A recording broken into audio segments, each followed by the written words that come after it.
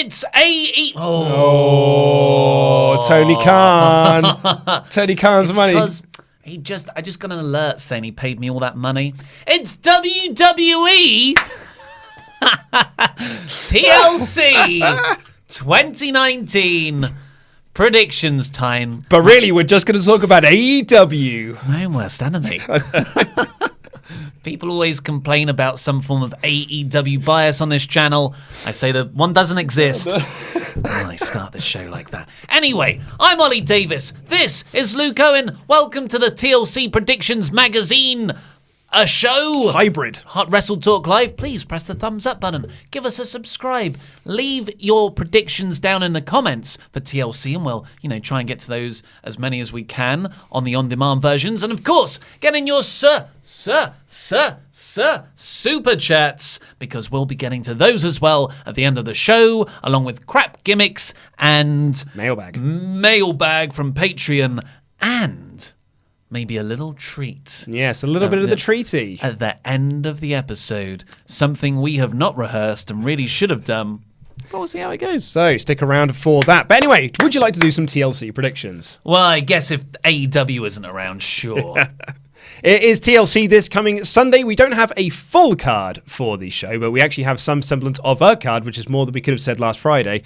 And we should be getting the rest of it, I guess, tonight. Well, we'll get some more of it tonight. And then we'll get the rest of it on Sunday, about 2 hours before the show starts. Yeah, pre-show stuff. Well, no, like main card stuff, because that's WWE's mentality now. Is they get most of their signups on the day, so you announce a lot of matches on the day to encourage more people to sign up. Well, I hope we don't get too many more matches. There's 7 announced at the moment. Mm-hmm. There's the idea of Braun Strowman versus Nakamura as well. That could be added if Strowman's healthy. He's suffering from a back injury at the moment. And there's also a possibility that Rollins might face Kevin Owens. Yeah. So that's 9 matches there. 8 matches, 7 at the minimum. That's already a 3-hour show. And, incredibly, no singles titles being defended. Unless Nakamura versus Braun gets added for the title, no singles titles are being defended on this show. Nothing for Bayley, although she's in a feud with Lacey Evans currently, so that could be added. That could get added. Nothing for Ray. I was about to say AJ then. Ray is the United States champion because he's been doing all of his stuff on Raw, I guess. So, yeah. But anyway, let's go through what we have got on this show. There's not even AJ Styles versus Randy Orton. No. Which was the closing go-home angle on Monday's episode of Raw. Bizarre. It might get announced on Sunday. Yeah. So, as a quick Wrestle League update as well for Wrestle League Season 4, Ollie has obviously just looked at the numbers. If you want to get involved with Wrestle League Season 4, head on over to patreon.com/WrestleTalk and become one of our pledge hammers on Patreon.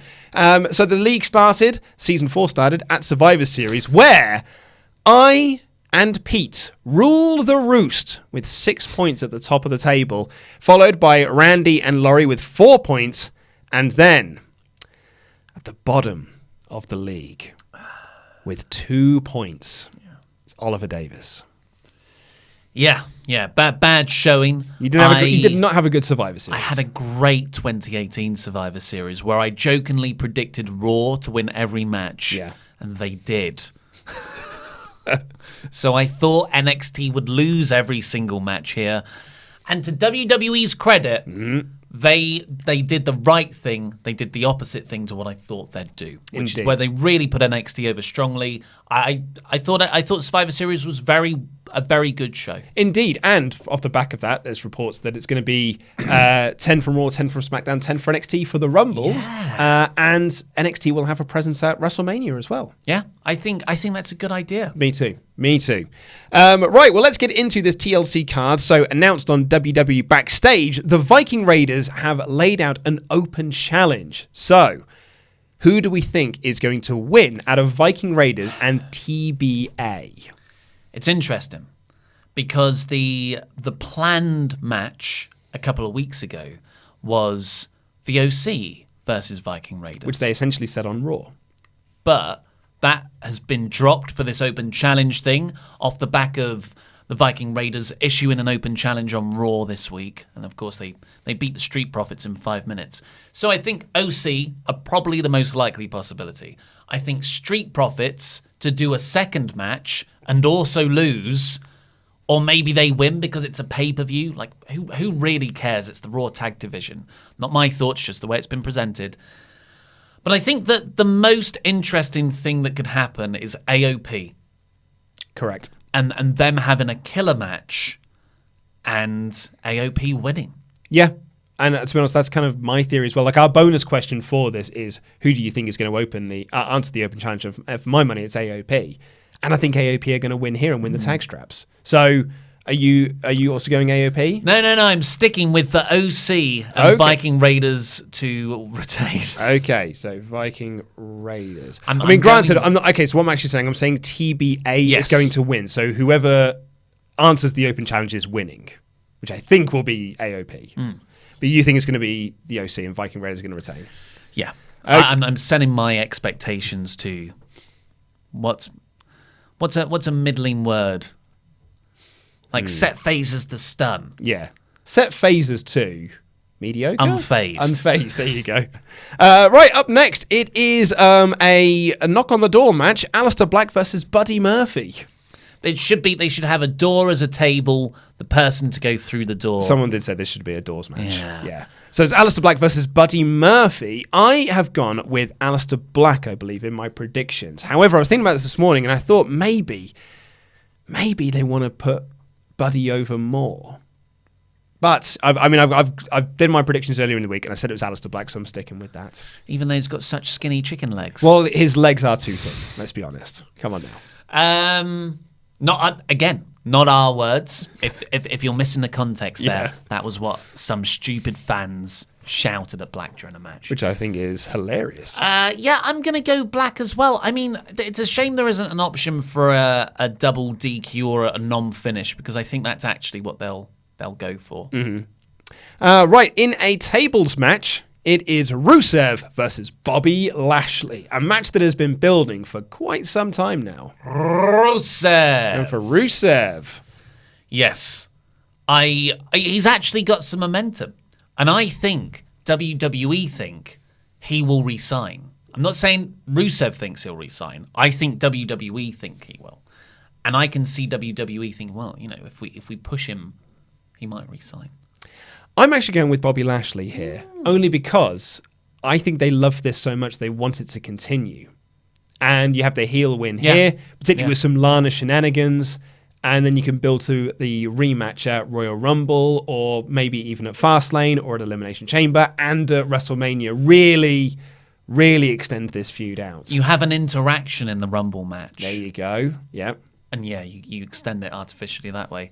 Oh, God, it's been running since the end of December. Yeah. Sorry, the end of September.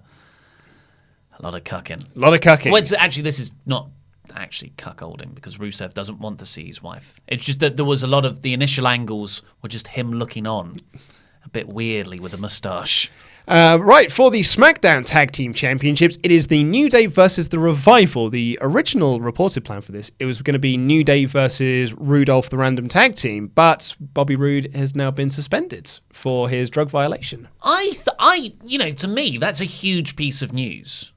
I feel like no one's talking about it, really. Well, yeah, I think, we came under fire a bit because we said he was a top SmackDown star. He's feuding with Reigns. Well, that's what was my argument as well. It was like, he's in a feud with the biggest star in the company. So, that should, in theory, make him one of the top stars in the brand. But I think people just consider him to be a lower mid-card guy. Yeah. And he's going to be nothing ever. He's going to be nothing more. It's a real shame. Real shame. But who have you got for New Day Revival? Actually, I'll go first. I'm going to go with New Day on this one. Well, unlike the Rusev situation, where I think WWE will give him a win to hopefully persuade him to re-sign, I think they know the Revival aren't staying, and they're going to beat them like a drum. They've given them the championships too many times this year to try and convince them to stay. They're not marks for the belts. And also, I don't see the point in putting the belts on them, because whenever they do nothing with them, and then just put them back on the New Day again. Yeah, so I'm going to say New Day too. I really hope. Look, New Day and Revival, lovely. That's going to be a fun match, but I feel like I've seen it done to death. So I really hope they had a stipulation on SmackDown tonight. I agree. Well, speaking of stipulations, Roman Reigns and Baron Corbin have a stipulation. This could likely be the main event of the show. It shouldn't be. TLC match. Reigns versus Corbs. What are your thoughts? I think this will be a really fun match. This has got smoke and mirrors written all over it. Yeah, I think Ziggler's getting involved. I think, there's going to be tables, ladders, and chairs. There's going to be some dog food. They're going to book Roman in a really... They book Baron perfectly as a heel, apart from the argument that he's kind of overpushed into the main event. And they book Roman technically very good as a babyface. So those two dynamics coming together, I think, will make a really dramatic, exciting 10 minutes of action. But I'm going to say Roman. Can I give you my bold, wild thoughts that I've just thought of here? Sorry, did you say you're going Roman? Yeah. Roman. Okay, cool. I'll be honest, I kind of stopped listening for a little bit because I was thinking about this in my head. What if Baron comes down to the ring with the dog? So you know that the big dog thing that was on Raw, on SmackDown a few weeks ago. And it's Cody. Well, no. So Baron, through Ziggler nonsense, has kind of beaten down Reigns. So he's climbing up to pull down whatever it is they've hung above the ring, and then the dog gets into the ring and pushes it over so he can take the big bump, and then takes off the head to reveal that it's Chad Gable, and you pick back up that Chad Gable King Corbin feud that never really had a finish, and then that's how Reigns gets the win. I don't think they'd give that kind of win to Corbin. I like it. When you were saying it, I thought you were talking about Shorty G turning heel on Roman. Oh, no. I was thinking that doesn't work. No. I like the reveal of someone under the bear costume. Yeah. It's a dog. I'm thinking of the Bullet Club. Bernard? Yes, Bernard? the business bear, yes. Which some people thought was a really good comparison as to why the dog on SmackDown wasn't bad. It's like, well, AEW had a bear. Yeah. I can't help you. Right. Not for a singles title, amazingly. It's Bray Wyatt versus The Miz. I thought this was for the title. No. And then it was only when me and Andy were putting this together for the Predictions League when he was like, I don't think this is for the belt. And so it's not. It's just a non-title singles match. Yeah, and I'm really excited for this. I think it adds. I know some people have been down on it. It should be the Fiend wrestling, yada yada yada. This was meant to be Bryan's match, but Bryan reportedly exercised a bit of creative control and said, "No, it's too early to do this match. Do it another time." So they scrambled and they put the Miz in there, which I really like. It was actually the best thing on SmackDown last week. I think it makes so much sense as well because he has been involved in the story. Yeah. But this is Bray Wyatt as Mr. Rogers jumper wearing Wyatt. Mm-hmm. I think that's such a fascinating idea to have him wrestle, and it just adds another layer of complexity to what's already a very deep gimmick. So yeah, I'm really looking forward to this match. Really excited for this. I don't know what's going to happen, but I'm so curious that that's what's selling me on it. And of course it's Bray. You're going with Bray? Yeah. I'm also going with Bray, but I'm really torn on this one. Part of me thinks that we're going to get the return of Daniel Bryan here. Yes. And I don't know, man. I'm going into like wild fantasy booking speculation here. Not saying this is what I think is going to happen, but this idea popped into my mind. I was like, it's certainly something you could do, which is that Bryan returns, but he helps Bray win. Yeah, with a shaved head. And you do Bray and Bryan versus Miz and Morrison. Oh, so cool. Like Miz has to bring back his old tag partner in order to take on The Fiend and his new friend. That's a really, really nice little special attraction match, yeah. It's a shame that none of this stuff should be happening with The Fiend right now. He shouldn't be developing a cult. That's absolutely a year down the line. Completely. But, I wouldn't be surprised if that happened. Yeah. And what actually, I think this likely will be the main event of the show. And it really should be the main event of the show as well. Can't wait for this match. It is Becky Lynch and Charlotte Flair versus the Kabuki Warriors for the WWE Women's Tag Team Championships in a tables, ladders, chairs match. What does Charlotte say? Woo. This is going to be good.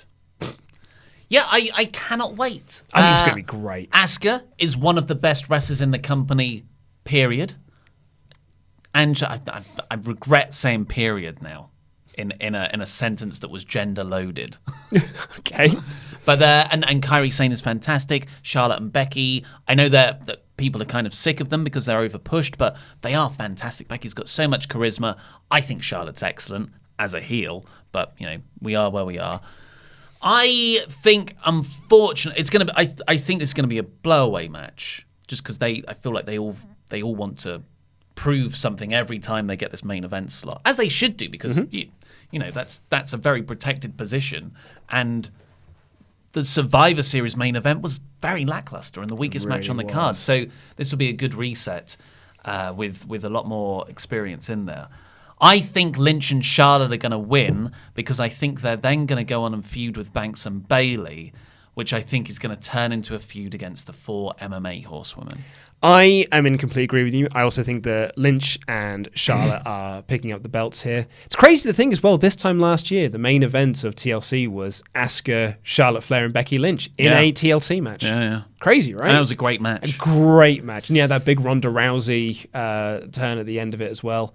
Yeah, I'm really, really stoked for this match. But I also, I think that Lynch and Flair getting the belts, it felt like they turned the Kabuki Warriors heel and gave them so much oomph just so they could put the belts onto people they care about.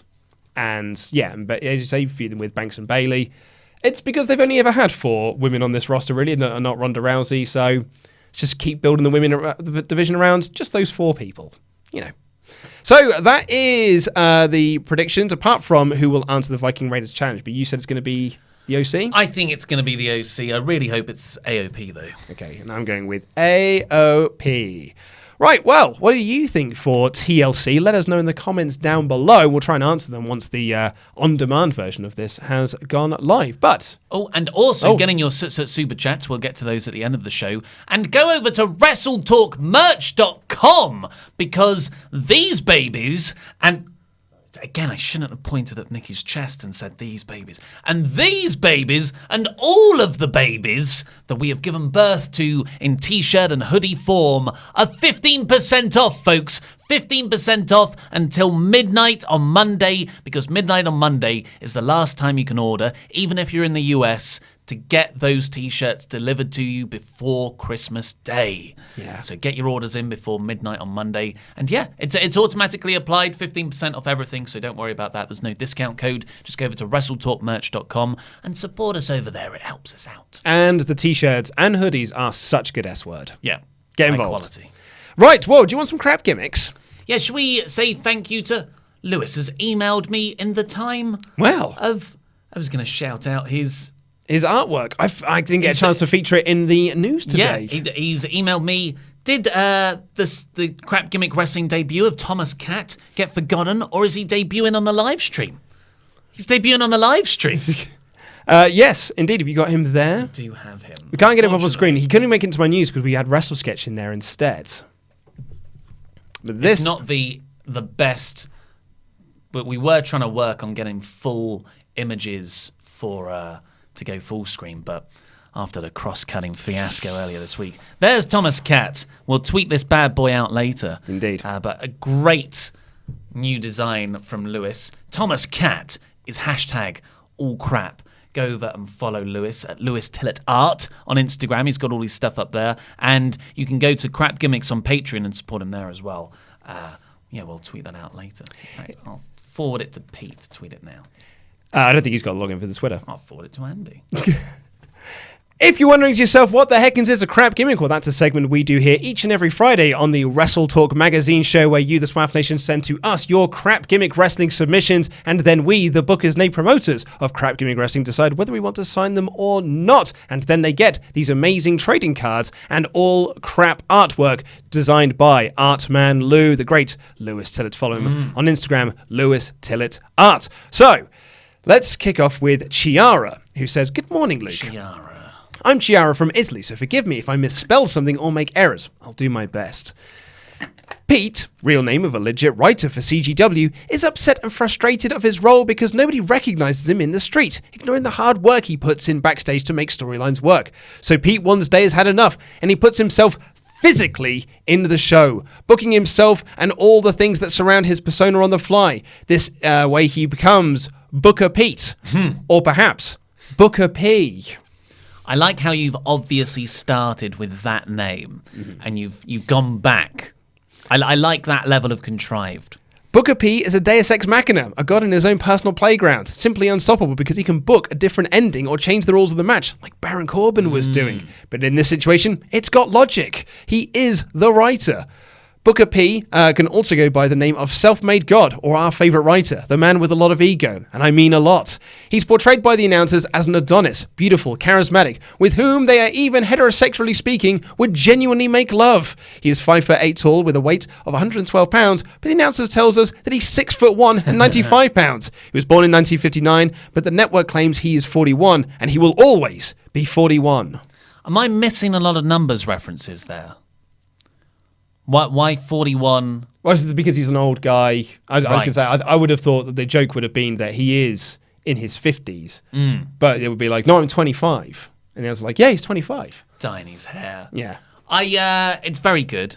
My only problem is I see crap gimmicks as I want kayfabe characters. I don't want characters that are like, oh, this is all a work.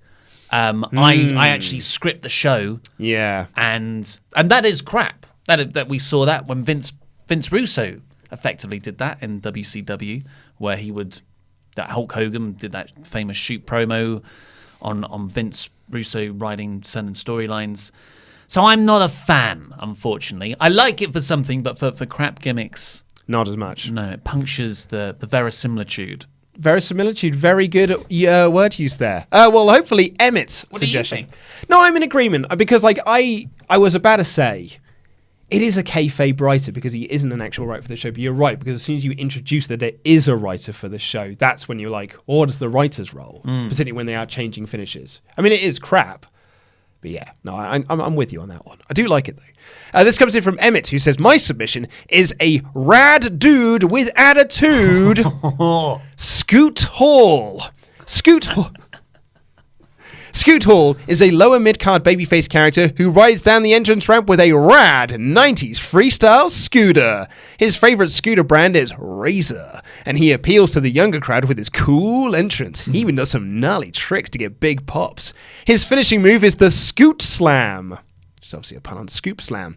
However, a few years down the line, Scoot Hall feels like he needs to change things up to secure some more wins for himself, so he turns heel. He does so by using the scooter as a weapon and smashing it into his unsuspecting opponent's shins. As we all know, that pain is horrible. Yeah, it is. So, Scoot Hall, the rad dude with attitude. I like it. I mean, he's a heel from the start, though. He doesn't have to turn heel. He thinks he's cool. Yeah, that's the joke. But then he's doing all the cool things and he's not winning. His opponent's beating him. So behind the referee's back, uses, in a very uncool way, a weapon to cheat. Oh, plus, I mean, it's a scooter, which is, let's be honest, the most uncool of methods of transportation. Penny farthing. No, I think a scooter's way less cool. See a bloke on a penny farthing, I'm like... I mean, Tony Hawk skateboarding was a big brand. But was there like an equivalence that was about a scooter? No, but I bet a lot of people lost a lot of money thinking there was. Yeah. I think, but this skateboard thing's really taking off. Scooters are next. Do the surfboard one. Oh no, that didn't work. Invest some money in my scooter company. And lastly, Joseph Freeman said, great show, guys. Look forward to your videos each and every week. My crap gimmick is Johnny Midcard. He's a steady hand in the ring. Is that what Johnny Morrison's name? Oh, is that the joke? No. Oh, but because John Morrison changed his name dependent. Johnny Impact, Johnny Mundo, Johnny. What was he in Lucha Underground? Pornhub. He was still Mundo, wasn't he? Yeah. So I firmly believe he's going to be slotted directly into the mid card and never to go anywhere else in WWE. So that's fitting. He is going to be a nostalgia act. And it's terrifying to think that nostalgia is 10 years ago. He was a nostalgia act when he began. Yeah, I was going to say, because it's a Doors thing. Yeah. He's a steady hand in the ring, has been wrestling for many years without being able to become a top guy, only ever achieving the odd mid-card title. Dolph Ziggler. He looks very much like a generic wrestler. Average height, good muscle build, crew cut hairstyle. He wears black trunks and boots, comes down to the ring, everything is average nowadays. He does a lot of setup moves, suplexes, DDTs, etc., etc. Johnny Midcard has 2 nicknames, Lower and Upper. He starts every year as Johnny Lower Midcard and slowly builds his up wins and momentum of beating jobbers and lower midcard guys until he changes to Johnny Upper Midcard. Then he can start beating upper midcard guys, and at this point is ready to challenge for that main event belt. But when the opportunity is there, he puts in a good showing and comes up short, sending him back down on a big decline and losing streak. And by the end of the year, he's Johnny Lower Midcarder again. And he has to start the cycle all over again. I hope you enjoy it, and I look forward to your verdict. Thank you, Joseph Friedman. I think that they're all too meta for me. Yeah? I just want some crap wrestling gimmicks. These are, let me take a facet of backstage wrestling mechanics and turn that into a character. No. Then let's just have someone who dresses up as a cat. It's that simple. Well, I mean, I'm going with Scoot Hall. Scoot Hall's good. I think Scoot Hall's great. That's really visual as well. I think it's a great, and it's a really brilliantly written email as well. Yeah, rad dude with attitude. He kind of had me there. But is it good? Is because Thomas Cat was so good. I think Scoot Hall's is as good. You want to take a punt on Scoot Hall? I mean, let's see what people are saying up in the chat. Scoot Hall for the win, says one person. Oh, someone says Johnny Midcard. Mixed reactions. Signed Scoot, he's not cool. That's good. Yeah. It's, okay. Scoot, there we go. Kind of winning me over with the idea of Scoot isn't cool signs. Scoot's coming in now. All the love for Scoot's coming in. Okay. Scoot. Let's make it happen. Hand shaker. Hand shaker! Oh! Do you think we should just do this throughout the YouTube Christmas party tonight? I think that will definitely. So me and Luke are going to legit to YouTube. Isn't just a place that exists on your computer and on an app in a mobile. It's a physical place in King's Cross, London. King's Cross, that's where it is. And me and Luke have been invited to go there on behalf of WrestleTalk. It's creative black tie. I don't know what that means. Well, we found out what that means. It was like, you could wear a red tie if you want. Yeah. So I've mismatched together a bunch of wedding suits. It looks nice, man. Here's my suit trousers. Got a waistcoat over there. I look like a member of Mumford & Sons. I like it, man. I think you look pretty good. I've just got my regular suit with me. I haven't seen what you're wearing yet. No. But we're going there tonight, and if my experience of other YouTube events is anything to go by, we're going to be in the corner getting very drunk, and then there's going to be loads of really pretty lifestyle influencers who will be on the other side of the room taking a lot of pictures. Honestly, everyone's going to be filming stuff. Oh, no, and that's of course they are. That's what we should do. That's what yes, but we should. don't. We're losing emphasis. Second wind.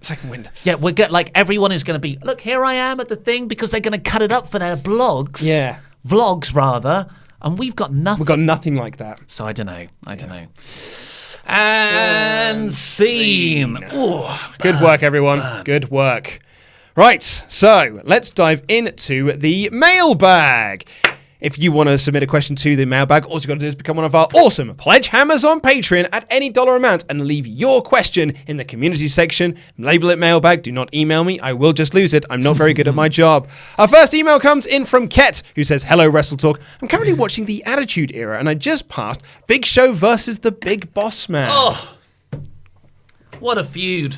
That probably didn't need to be for the title, but because they made the snap decision to put the title on Big Show, it had to be for the title. Yeah. In that, I mean, don't get to do it because it didn't win the poll. So we nearly did Armageddon 99 for our Patreon podcast this month, but it didn't win. It was an arse's Raw. But like, Big Show is such an afterthought as WWF champion. Not only is he in a feud with the Big Boss Man, who is the hardcore champion. The main event of that show is Triple H versus Vince McMahon, and the poster features The Undertaker, who's not even on the card. It's the Attitude Era. Too many stars. To me, this feud was funny. I know it wasn't supposed to be comedy, but all the ridiculous segments like Bossman dragging Show's dead father's casket and Bossman's speech about Show's dead dad just made me laugh. Is there any feud you can think of that was meant to be serious but you took as comedy? I'm sure there's been loads. I think that was meant as comedy, by the way. Yes, the big but Bossman's poem, like the content of it is awful because he is just like, I wish that I'd have cancer so I could die too. Like, it is awful nonsense. But because it's the Bossman delivering it and he's such a heel, it is funny. And it's like Ray's so good. Well, he was so good at doing that. I don't know. I can't get past Rusev, Lashley, and Lana. But I think that's intended to be very schlocky. Do you think that Ms. Shane was supposed to be taken seriously? That's a good... Yeah. I think in Shane's head, he was thinking, this is my big blood feud. And Miz is like, I'm a serious hardcore wrestler. But it doesn't tick those boxes. Yeah. So I think their WrestleMania match was supposed to be like, oh my God, I can't believe the length these two went to kill each other. But we were just laughing throughout because it was bonkers. Yeah, and with all of that, Shane's crazy bumps, it was hilarious. I love that match. So good. So I think I'm going to go with Shane Miz. Brian Higgins. Hey, everyone at WrestleTalk, especially Dave Just Dave. Give Dave a chance. Just wondering, why do you think boxing hasn't got the bad press WWE has gotten for having such a big event in Saudi Arabia after Anthony Joshua's heavyweight world title fight against Andy Ruiz? Strange double standard, it seems to me. Oh, it totally has. Totally has gotten a lot of criticism. But, you know... If you're not looking at the boxing press. Yeah, well, once the event's happened, it's... No one cares about it. And everyone moves on. Like, the same thing happened with Saudi Arabia and WWE. Like, a month of, this is the worst thing ever. And it happens, and then you're like, what's on Raw? Yeah. So, but from what I saw, there was loads of criticism against it. Not just from the boxing press, but from mainstream press as well. I think anyone who's been doing shows there has been getting that same level of criticism. Yeah, there was, it has been, honestly, Saudi Arabian it's not just a critique directed at wrestling, it is across all areas. There was the big business conference the same week. I can't remember what it's called. It's like Davos in the Desert is the nickname for it. And that everyone who went Wasn't to that he was the leader of the Daleks. Davros. Oh, sorry. Davros in the Desert. It's like Carry On Doctor Who. No, he that got a lot of flack as well because everyone pulled out the previous year after the Khashoggi murder. But yeah.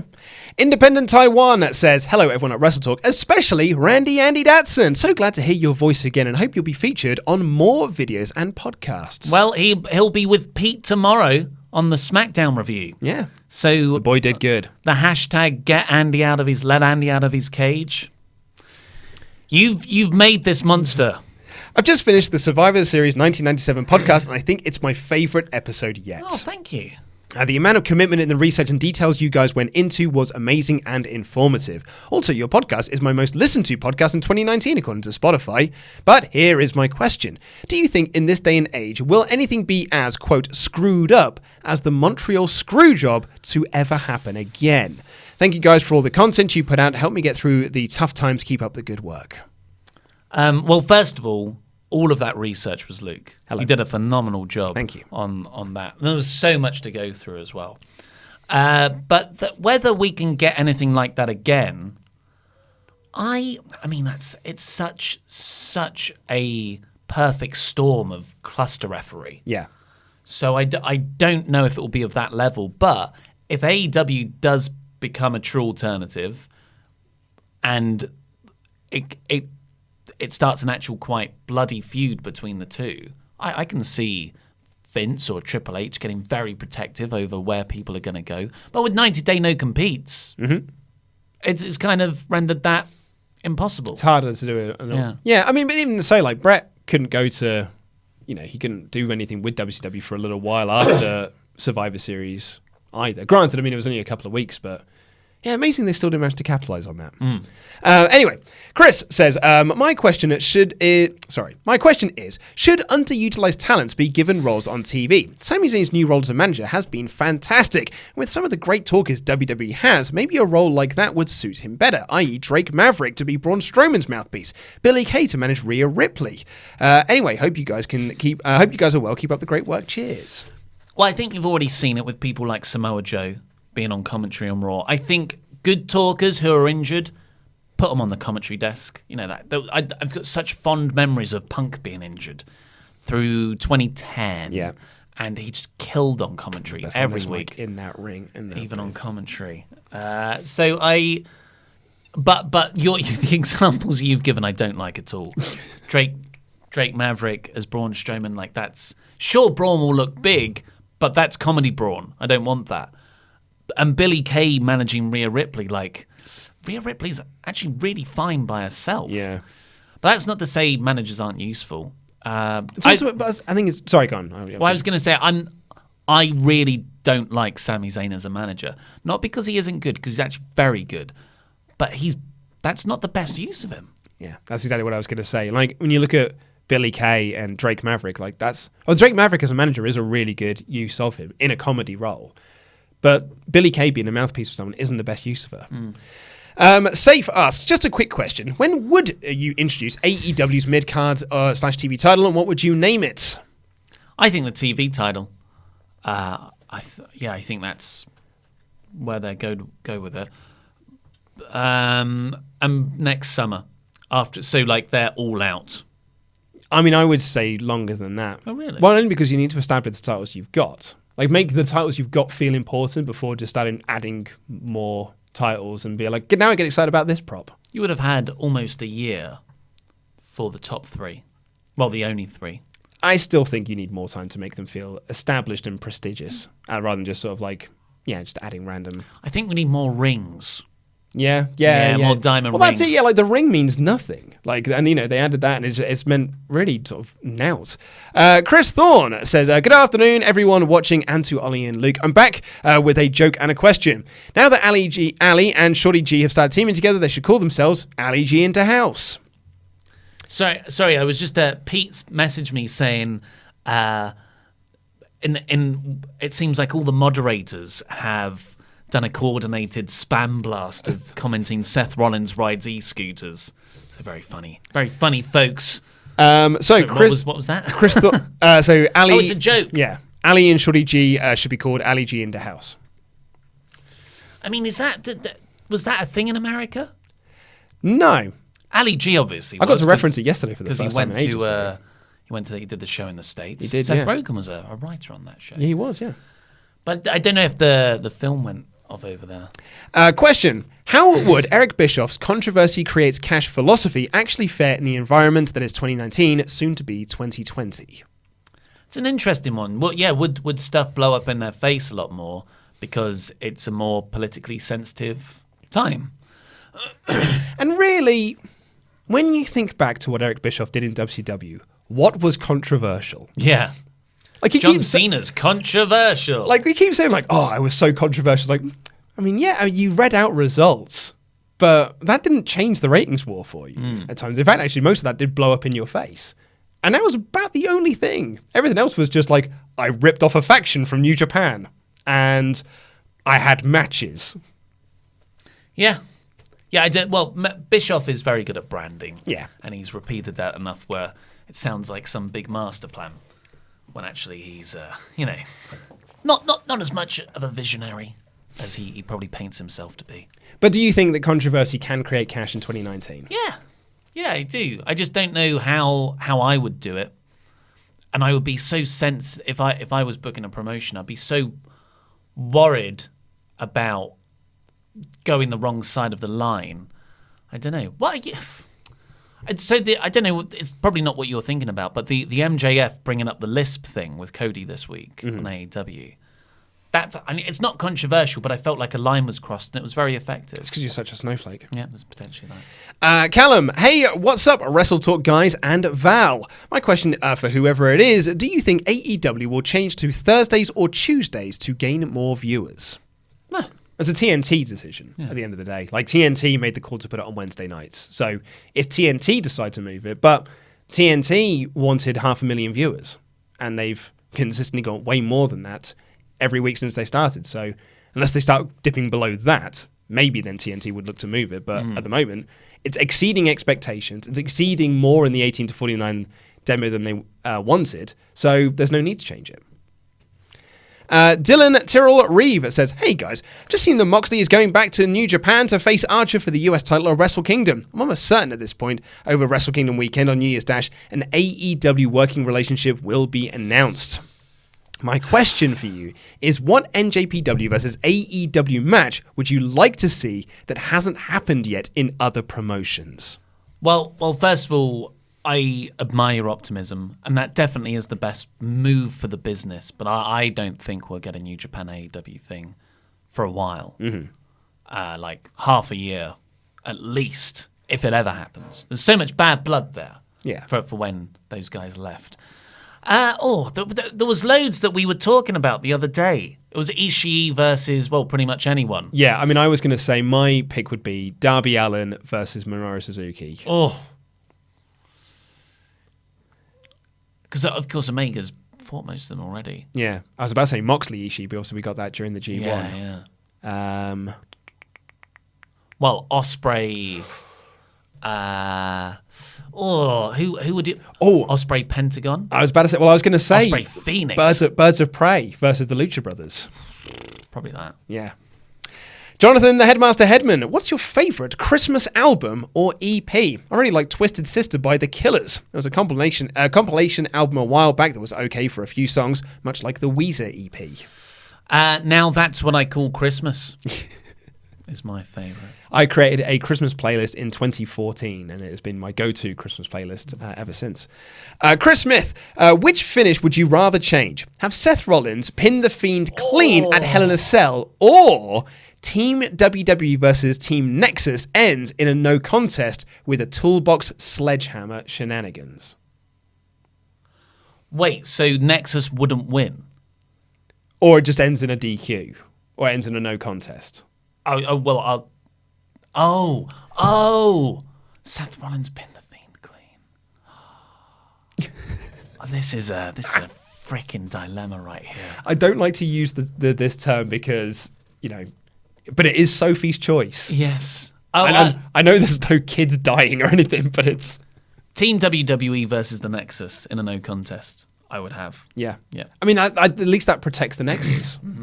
In fairness, and they can just start ripping up the ring again. Yeah. Tyler Bailey says, can we have Datsun on more live streams and pay-per-views next year? Any pay-per-view would be awesome, as well as more Dave. And just bought some merch to help support WrestleTalk as well. Thanks for the fun, exciting podcast every week. Keep up the good work. That's from Tyler. Thank you very much. Well, unfortunately, the set only holds so many people. But there's some fun developments over the last few days. Maybe we'll have a bit more space. So we'll Teasers. see. We'll see. Teasers of more changes, which people love. Ryan B. Bad. So this year, I think we've seen some pretty interesting face heel turns. My question is, who do you think has been the most surprising and successful turn? For me, I would say it was KO as the face turn and Bailey as the heel turn, since both of them have been long-term heel face respectively, and I would have said it was a gamble to do both of them. You're catching me at a bad time with this question. I literally yesterday finished recording a 4,000-word script.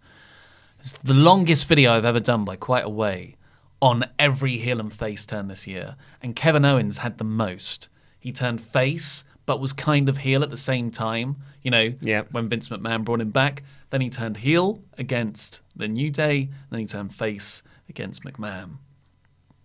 So all of those were, none of those were good because they're all so undermined. The Bailey one, I unfortunately just hasn't connected with me either. I think Balor's NXT heel turn is the best one. Io Shirai. And Io Shirai, yeah.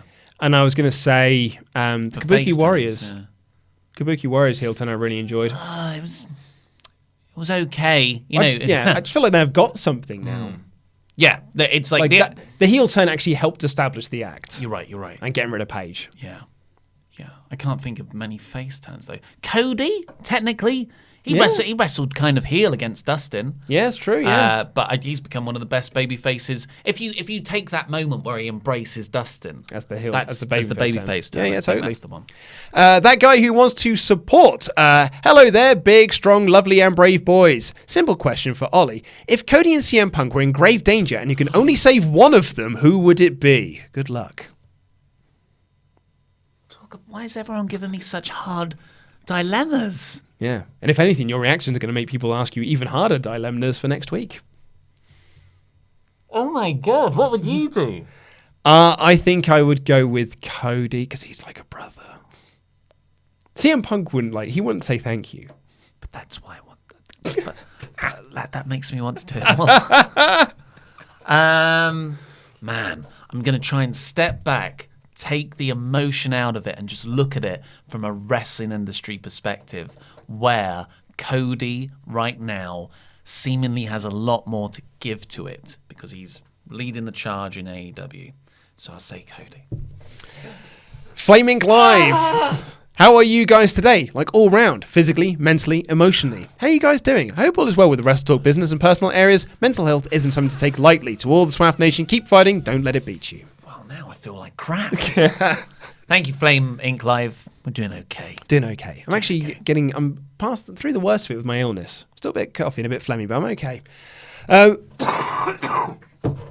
Jobber JJ, hello SWAF Nation and WrestleTalk crew. It's been almost a full year since the McMahon family came out and said, sorry, we'll put on a better product. So my question is WWE better or worse? Oh, I think it's better. I think this year the level of WWE programming has been quite significantly better than last year. Last year was bad. I think the second half has been better. The first half of the year... The mid-card vortex. Mid-card vortex era, yeah. And when I'm saying year, I'm talking like WrestleMania. I think there was a sort of a 2 to 3 month period after WrestleMania where it was very bad, when it was a lot of mid-card vortex stuff. But I think post SummerSlam it's been particularly good, with the exception of the Hell in a Cell finish. I haven't really hated anything. Yeah, I'd agree. Drew Porter said, I've been listening to the podcast and watching videos of you all since June and finally decided to become a pledge hammer. Oh, thank you, Drew. My question for everyone is, if AEW, WWE and Impact Wrestling to have an all-out war, who would get support of the fans the most and who would be able to put on the best pay-per-view and weekly shows? AEW. I think AEW would put on the best shows, but WWE would get the most support because they've already got the biggest support. I guess, if you're looking at it from pure numbers, it would be WWE. Like you look at the AEW's ratings trends are that when AEW goes to ad break, they switch over to watch NXT. But when NXT goes to ad break, they do not switch over to watch AEW. But I guess I don't know what all-out war means. Are you saying that the Khan family puts all $6 billion of their funds into this? I'm not sure. Yeah. Matt Field. Hard to quantify. Matt Field, hi, Luke, Ollie, Laura, Chopper, Pete, Dave, Just Dave, and now even Andy Datson. Great job on the SmackDown review. Just listened to the debut episode of the New Day podcast, and it was pointed out they were told to refer to Vince as he who shall not be named, and then panicked when they accidentally said Vince. Along with this, there was that Hall of Fame speech where the writer was fired for using Vince's name in the speech. As hard as it is to guess what goes on inside his head, why do you think Vince is so against people using his name? Much love, lads. Matt. I think there's a weird attachment to some John Wayne viewpoint of machismo there, that you should be humble. But in a more sociopathic interpretation of that, he aggressively doesn't like people saying his name in acceptance speeches and thanking him. Yeah. Yeah. I wonder if it's that, yeah. Alex Kirkman, mailbag question for Ollie. 2 things. Have you ever... you've been asked questions about the old WrestleTalk TV crew previously, but wondered if you're still in touch with Ben Spindler, Gavin, and Paul. Plus, what was Vince Russo like when he visited the studio? No, I never really spoke to Gavin, but Paul and Ben I used to talk to all the time. But no, I haven't. No, not for years. No. Oh, I miss those guys. What was Vince like? Russo. Vince Russo... He was really, really, really nice, and because we wanted to do, make some. You've got Vince Russo here. We're going to ask you about and Dave Bradshaw interviewed him, I think, and Dave grilled him quite hard. I was like, oh mate, he's like, we've got to hang out with him afterwards. Or I think we had another show to do after this very tense interview, and Bradshaw really went for him. And afterwards, and Rusev went for him back. Russo went for him back. And then at the end, he was like, no, it's all cool, bro. Yeah. So I think he loves it. Yeah, and he can separate what is a work and, well, maybe he can't, but that whatever switch that is in his head from going to performative combatant to normal is quite, it's very much there. I think based on the interviews I've watched with him, and I've watched a lot of interviews with him, he loves people criticizing him because he loves to defend his work. And I think he's very passionate about defending the choices that he's made. So yes, I'd imagine he would just really enjoy the opportunity to do that. Yeah, but he was a nice guy, honestly. As just a person to interact with, he was very nice. Tom Dell says, "Hey everyone, I must start off by saying I don't want this to happen anytime soon. However, but how far do you think Marco Stunt will be thrown when Luchasaurus turns heel?" I feel like I've done this I feel like a kawaii Japanese girl. It's like Asuka's YouTube channel. Oh my god! Into the Jurassic Age. That's how far. I'm thinking it's like Bam Bam Bigelow, Spike Dudley, like thrown out into the crowd. And lastly, from Abnahab says, "Hey guys, too many of you not naming everyone.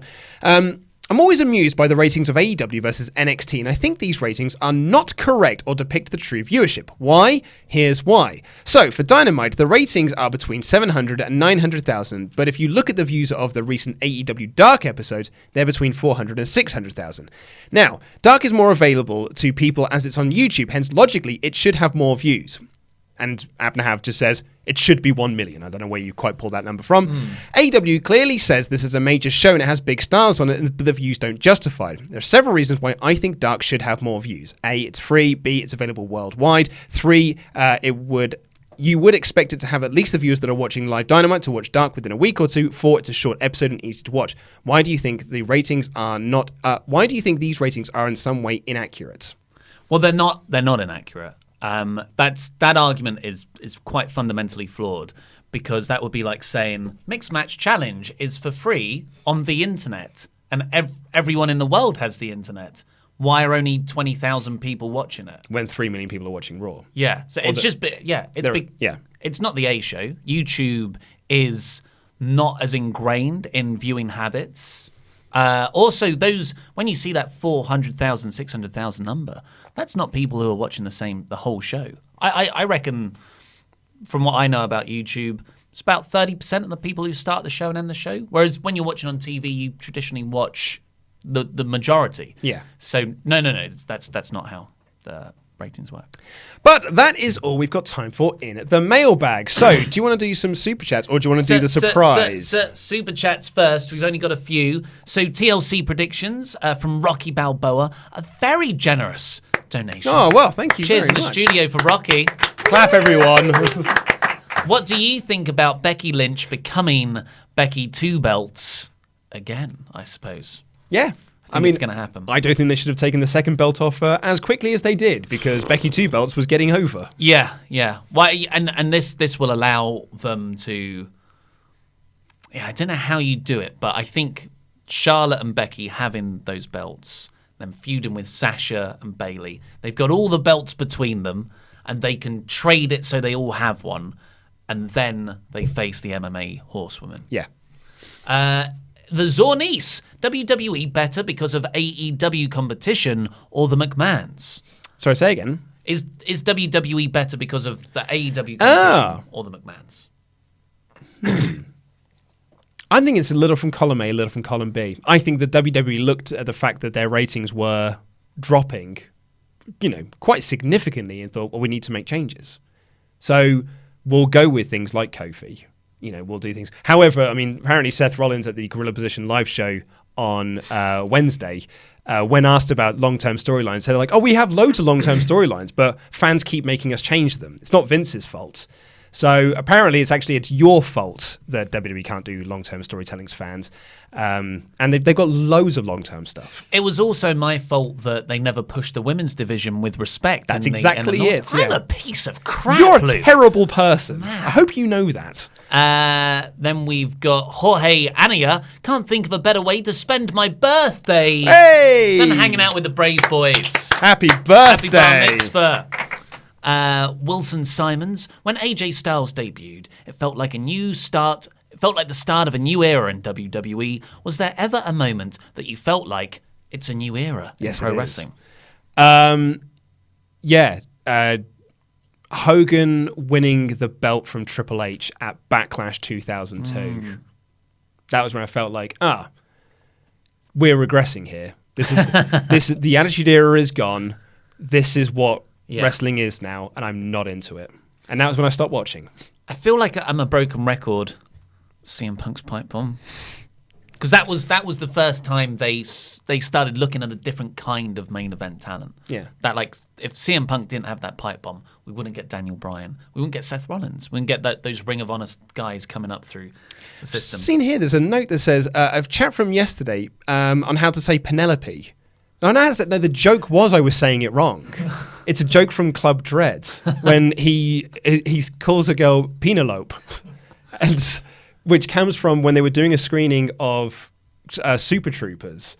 There was someone in the credits called Penelope, and some guy behind them went, Penelope? What sort of name is that? I just thought it was hilarious. So whenever I see the name Penelope, I always think of, Penelope.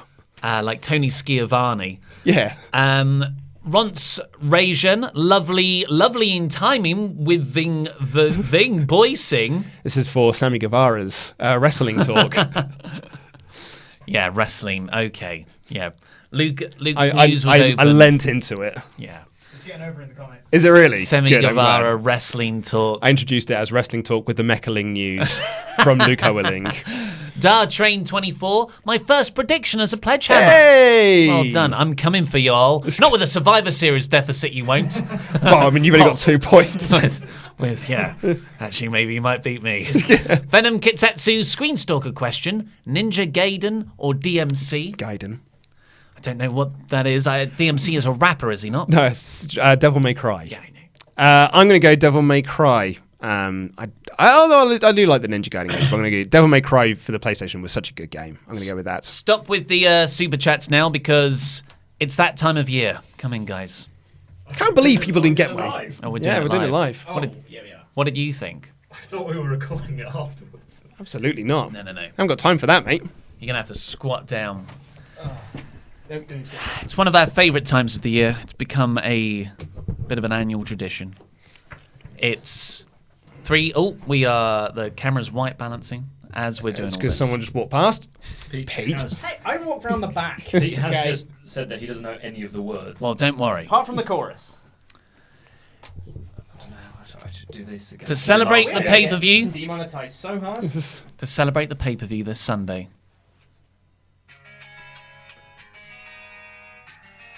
Oh. We're starting. A scrub is a guy that thinks he's fine. He's also known as a buster. Always talking about what he wants and just sits on his butt. So, no, I don't want your number, no. I don't want to give you mine, and no, I don't want to meet you nowhere, no. I don't want none of your time, no. I don't want no scrubs. A scrub is a guy that can't get no love from me. Hanging out the passenger side of his best friend's ride, trying to holler at me. I don't want no scrub. A scrub is a guy that can't get no love from me. Hanging out the passenger side of his best friend's ride, trying to holler. The scrub's checking me, but his game's going weak, and I know that he cannot approach me, cause I'm looking like class and he's looking like trash. I get with a deadbeat ass. So no, I don't want your number. No, I don't want to give you mine, and no, I don't want to get you nowhere. No, I don't want none of your time, and no, I don't want no scrubs. A scrub is a guy that can't get no love from me.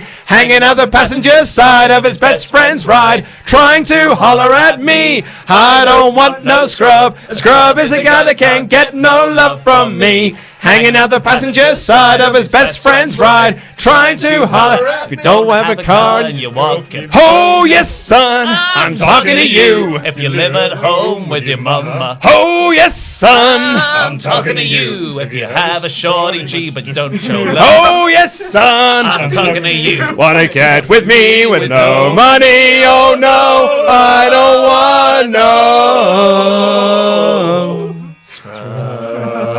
Hold on, no, wait. No. Scrub. No, no, no. Scrub. No. Scrub. I don't want no scrub. The scrub is a guy who can't get no love from me. hanging out the passengers. Trying to holler at me. No. No. Karaoke version's weird. Hanging out the passenger side of his best friend's ride, trying to holler at me. Yeah. Oh yeah. Get no love from me. Hanging out the passenger side of his best friend's ride, trying to holler at me. I don't want no scrub. A scrub is a guy that can't get no love from me. Hanging out the passenger side of his best friend's ride, trying to holler at me. I don't want no scrub. A scrub is a guy that can't get no love from me. Hanging out the passenger side of his best friend's ride, trying to holler at me. I don't want no scrub. A scrub is a guy that can't get no love from me. Hanging at the passenger side of his best friend's ride, trying to holler at me. It's just going. Scrub is a guy that can't get no love from me. Hanging at the passenger side of his best friend's ride, trying to. Click the videos that have just appeared on the desk to catch up the latest awesome WrestleTalk things, and this button right here, which will make you a pledge hammer on Patreon. How's this song still going on? I'm surprised we Where, haven't lost all our viewers. where you can also participate in Wrestle League. I've been Ollie Davis. This has been Randy Andy Datson. That's been Chopper Pete. This has been Luke Owen. They'll both be back with SmackDown tomorrow, and that was wrestling.